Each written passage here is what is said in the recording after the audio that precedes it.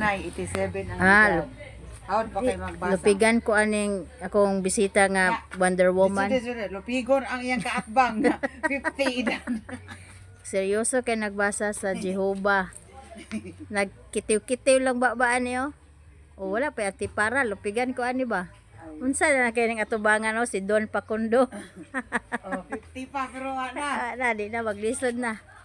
Sige basaha unsay sulod.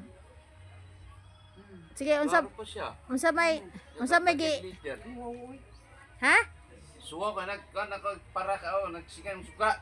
Sige ba day? Ay nagsuga magkasang. Unsa may Suka nimo. Letsa. Tusa ko. Unsa may gikuan unsay gisulat? Suka. Unsay gisulat dira? Ang basahon, bahin sa Diyos man. Abayan sa Dios. Nindot basahon. Kuan na A Word of God by Jehovah. Tapos balay, daghan to ng yatang. Lahi ni kay sa ato dito. Unsa may nakanindot ana?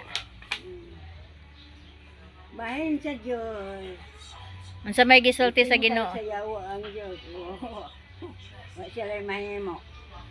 Wala so. 87 years old ni guys pagka-power na lang jud aning Mother Earth.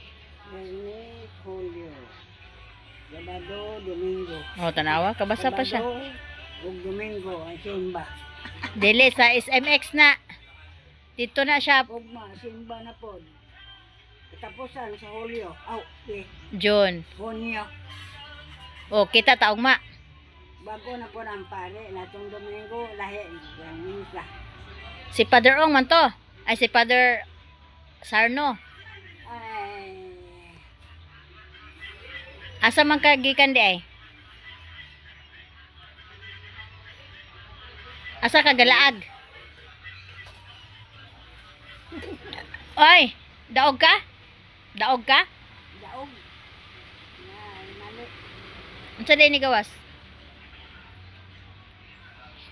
Lingo-lingo, suwa ka daog.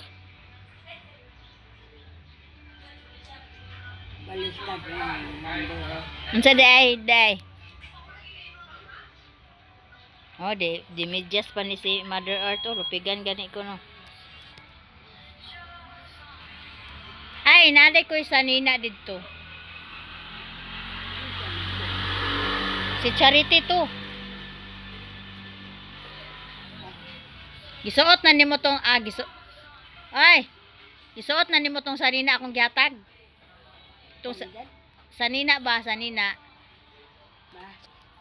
Tong gihatag na ko ba? Ano,